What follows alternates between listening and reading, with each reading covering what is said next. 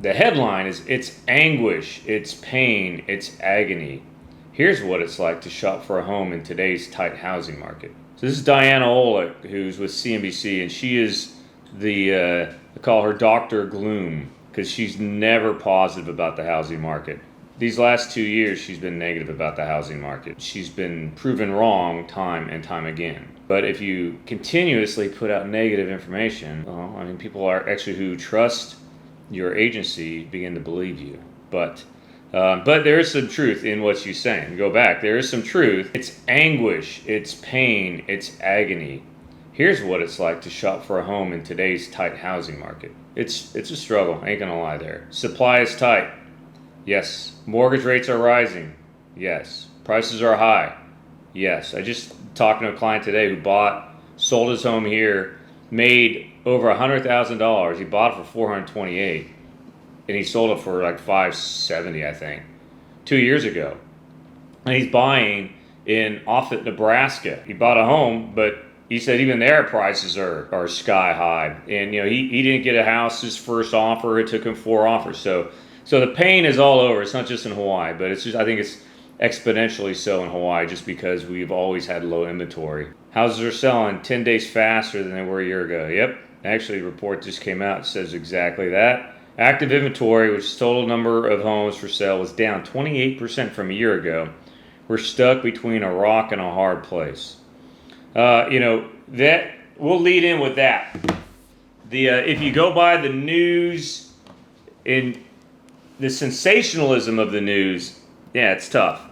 Like, you hear talk about, interest rates are going higher. Yeah, they're going higher, but they're still low. All right. And at some point, they could get high enough to where you cannot afford to buy a home anymore. And more people won't be able to afford to buy a home, or at least the home they were looking at initially. They may have to go down a bit. All right. And that might take them out of the market. Absolutely. But why are rates going up? Rates are going up because inflation, all right, ultimately inflation is going up. All right. And the Fed had their meeting this week. And the Fed Chair, Jerome Powell, basically has not ruled out raising the Fed funds rate by 50 basis points, all right, which is near zero right now. That's big news. But you know what happens when the Fed raises the Fed funds rate? Inflation starts to come down, and so do interest rates for homes. So while rates are going up right now, because when you make a decision to raise the Fed funds rate, the effects of that aren't felt immediately. It takes time for those effects to come into play. So interest rates won't go down immediately. They may go up a little bit, but most of it is just churn. It's just people overreacting. There's reaction and overreaction. And the Fed chief spoke yesterday, Wednesday, and what he said versus what they put out in their minutes. Well, he just sent the whole stock market, bond market, it was totally out of whack. But after the smoke clears, all right, you know what? Rates are they went up yesterday, but guess what? They came back down a little bit today. And you know what? They'll probably come back down a little bit tomorrow. All right? And they're going to stay in this sine curve between 4% eventually and low 3%, which is kind of where we're at now. So, yeah, rates are higher, but you know what? I've said it before. I'm going to say it till I'm blue in the face. That first interest rate you get is not going to be your last interest rate. No home I have ever bought, and I am actually now coming up on home number 5. All right, the first interest rate I got was not the last one. I have actually gone from 4.125 on my primary now down to 2.125. All right, it's a matter of timing, and it's a matter of time before inflation comes down and interest rates come down too. All right, so already talked a little bit about rates. Inventory's low. It is, and I'll get into a couple of housing reports that kind of highlight the effects of our low inventory. And then prices are going up, and we're going to talk a little bit about that too. So rates up, inventory down, prices up. All right, let's get into the meat and potatoes. All right, I'm hungry. My wife is leaving me this weekend to go to Kauai with her girlfriend. Now I got to figure out how to cook for myself. So let's get into this. All right, interest rates. I told you they shot up. The Fed spoke, and it's funny, the report, it was kind of vanilla, all right? And the stock market actually took off because it was like, they didn't mention anything about raising the Fed funds rate. And then he talks, and now he's not rolling out doing five Fed fund rate increases or hikes this year. Probably not realistic, but he can. But the fact that he said, hey, you know what? Our number one priority, because the economy is strong, labor market is strong, our number one priority now is to bring down inflation, and he said they're going to raise the Fed funds rate in March. All right. Will it be 25 basis points or 50 basis points? Don't know. All right. But I think, by being kind of vanilla in their minutes, I think that's a good thing because it doesn't lock them into actually having to do something in case rates or inflation starts to come down. Maybe that supply chain problems that we're having are going to slow down. All right. So anyway, again, the overreaction yesterday going into today with the market, and you've seen if you follow the stock market, man, that the swings from the beginning of the day to the end of the day have been incredible. If you were riding a roller coaster ride, you'd be sick. All right, you have motion sickness. They've been moving so much. All right, so rates are up, but they're still really low. They're phenomenal. All right, pending home sales. All right, that report came out. Down 3.8, and this is for the month of December. Pending home sales are basically contracts. They haven't closed yet, but we have active contracts.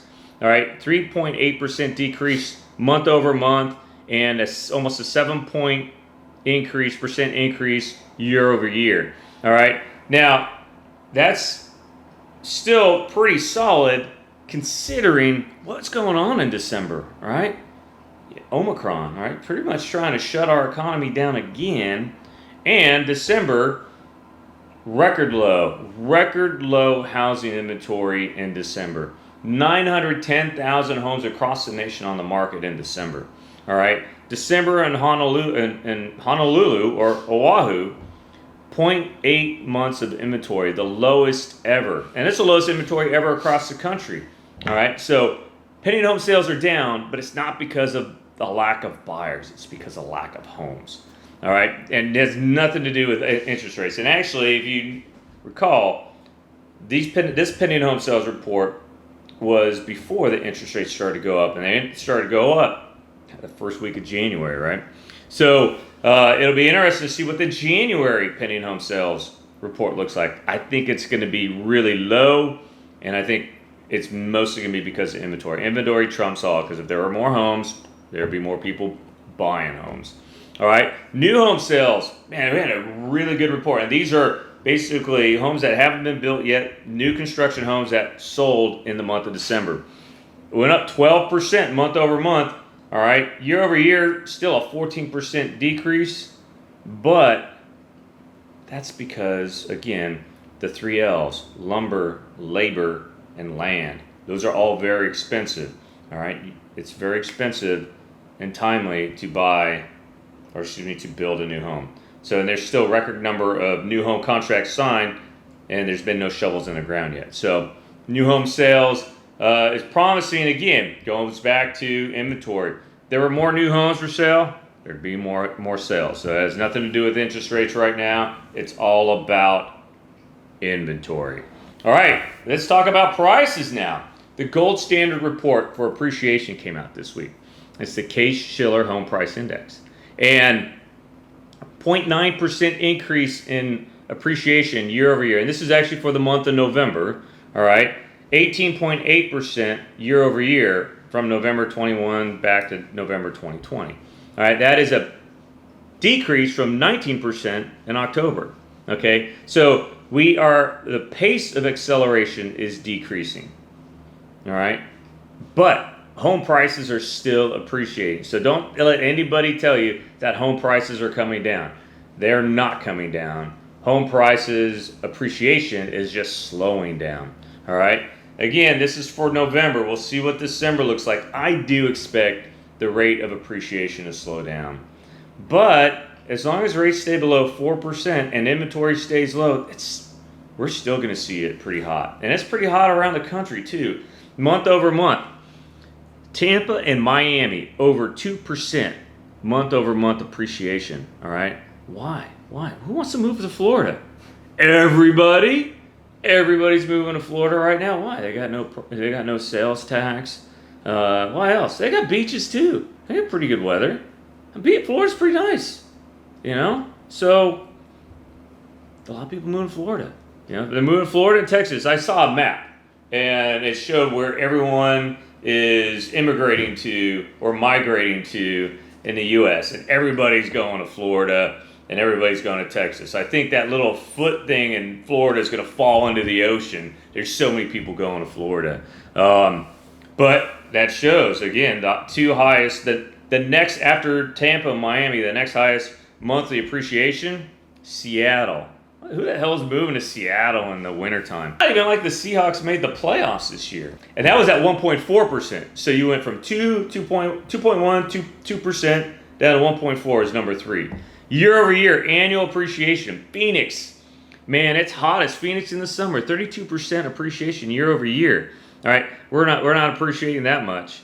Tampa and Miami are number 2, 29% and 26% appreciation. Again, that goes back to the mass migration. We have the great resignation this past year. We also have the great migration as everyone moves from California, West Coast, to Texas and Florida. So really interesting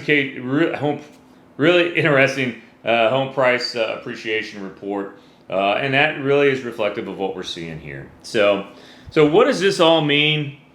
I tell you, this means you still got to stay within a budget. If you are looking for a home and you got pre-approved 6 months ago or even 2 months ago, you need to go back and talk to your lender and make sure you're still approved, as interest rates have gone up. All right, and the higher rates go, the lower your approval amount is going to become. All right, understand the difference in what this means for your budget. All right, but don't freak out and don't give up. All right, because that first rate you get is not going to be the last. Going back to what I said when we started, as the Fed starts raising that Fed funds rate, interest and inflation starts to come down, rates are going to come down too. And the Fed number one goal is bring down inflation. Our economic recovery be damned. We may go into a recession, an economic recession, but by God, it sounds like they're going to bring inflation down. All right, and when that happens, interest rates are going to come down too. All right, so my housing report for 2022, if you haven't watched it, go to my YouTube page. All right, like, subscribe, and then comment, but go to my 2022 housing market update. Here I give a really brief history on inflation, Fed funds rate, interest rates, all right, and our economic strength. So everything is kind of going in line right now, all right, and we'll see. Again, don't have the crystal ball, but I just keep my eyes open as I'm walking and I'm living my life and I'm seeing these things, and I read a lot. All right, so that's all I got for you this week. Hope you have a blessed weekend. Go Niners. All right, underdogs 3, 4 wins on the road in a row. Let's make it 5. All right, let's get to the Super Bowl. All right, have a great weekend. Aloha.